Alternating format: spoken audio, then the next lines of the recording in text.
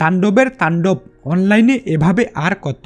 Shooting spot থেকে সিনেমার দৃশ্য লিক হওয়া নতুন কিছু নয়। হলিউড বলিউডেও এমন ঘটনা অহরহ ঘটে। অনেক সময় নির্মাতারাই কৌশলে এমন কিছু দৃশ্য ইচ্ছাকৃতভাবে ভাইরাল করে দেন যাতে হাইপ তৈরি হয়, ফ্রিতে প্রমোশনও হয়ে যায়।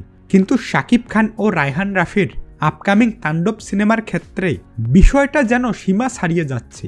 যেখানেই শুটিং হচ্ছে সেখান থেকেই কিছু না কিছু দৃশ্য লিক হচ্ছে। এক প্রকার বলা চলে স্পটে কোনো প্রাইভেসি নেই। ইতিমধ্যে শাকিব খান ও সাবিলার লুক প্রায় সবাই দেখে ফেলেছে, ফলে টিজার বা ট্রেইলারে তাদের আউটলুক দেখে দর্শকদের চমক পাওয়ার সুযোগ থাকবে না।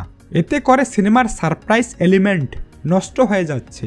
একটা কথা মনে রাখা জরুরি, ওভার কনফিডেন্স অনেক সময় বড় বিপদ ডেকে আনে।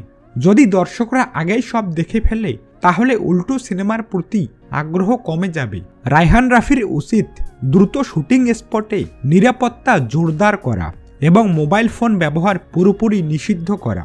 তাণ্ডব একটি হাইপট পটেনশিয়াল সিনেমা। এমন একটি সিনেমার মূল্যবান দৃশ্য যেন আগে থেকেই অনলাইনে ঘুরে না বেড়ায় তা নিশ্চিত করতেই হবে।